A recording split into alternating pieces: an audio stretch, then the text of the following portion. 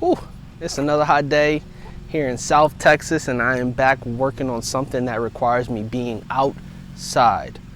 Ugh.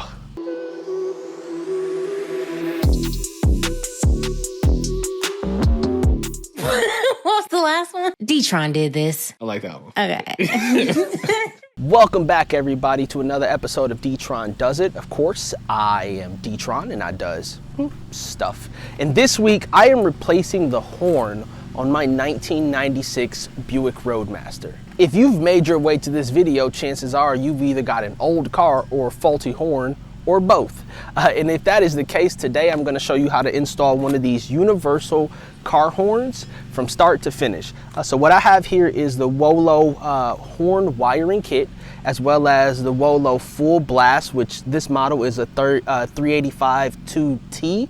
There's a couple of different models. There's an air horn, there's a low version of the full blast.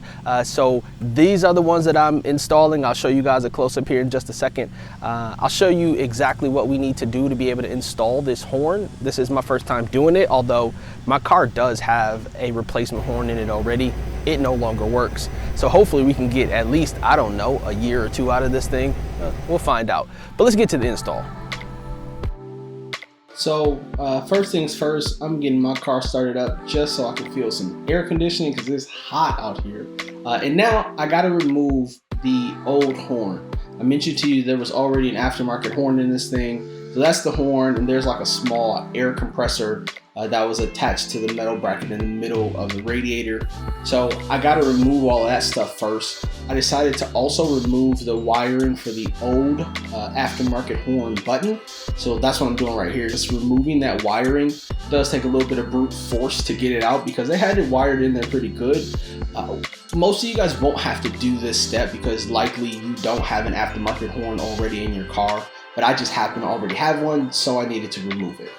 So after getting that thing pulled out of there and getting all the wiring removed from the inside, I needed to go under the hood so that I could remove the wiring that was in the engine bay. There's already a hole in the firewall of my car for me to run a wire through, and that's where this one was run through. So I just pulled it back out, removed it. And then I also removed this horn off of this bracket.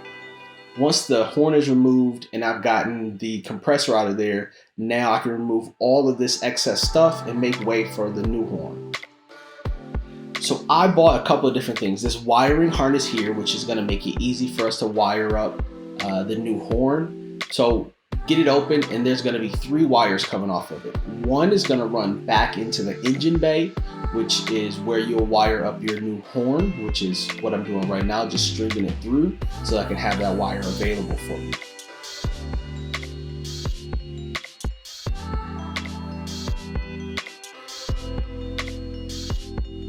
And here I'm just trying to string it up through the dash to set it in a place that's easily accessible while I'm driving. And here's a shot of that hole that's already in the firewall for me to run that line through.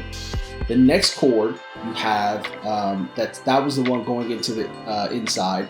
You've got one that goes to the battery, and then the other cord here will hook up to the horn. So again, there's 3 cords on this kit. One goes inside for the horn button, one connects to the physical horn, and the other one will connect to your battery. Now here is a step that you may or may not have to do. I actually had to create holes to mount my horn. So I needed to puncture a couple of holes into that metal bracket sitting in front of my radiator so that I can mount the actual horn. So now that I did that, I got these wires set up to be able to connect them to the battery and one to connect directly to the horn. And right here I'm just crimping the end of it so that that fastener will stay in place. And then I'm just connecting it to the back of the horn. And right now I'm just going to tuck that away, although I actually end up zip tying it out of the way. Now here's the relay. I didn't show you this in the beginning, but this relay needs to plug into that piece there. So I also needed to mount the relay. You want to mount the relay with the prongs pointing down so that you can plug this piece up into it. So that's what I'm doing here. I'm going to drill a hole. Once we get our hole created, we'll be able to mount the relay, and then we'll connect the relay to our kit.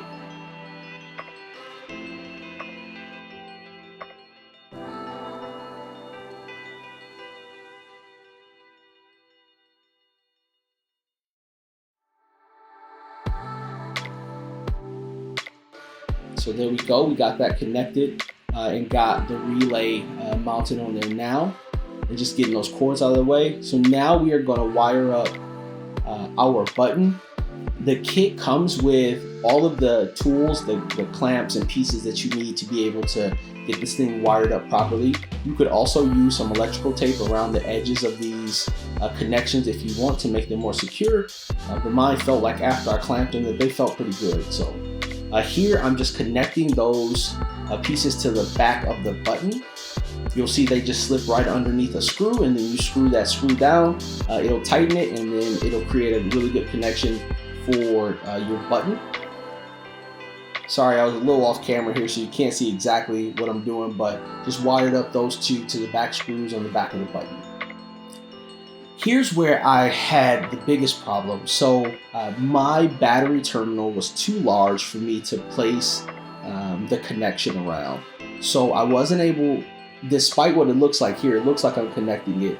It actually has a pretty poor connection there because it's not touching the terminal completely because it was too small.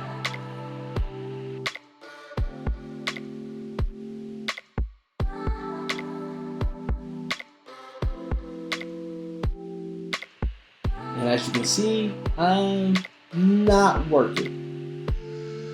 And that actually had to do with the battery terminal setup that I was just mentioning. So I had my wife come out, and what I did was I touched the battery, I touched the terminal to the top of the battery, and we had some success. Try it again.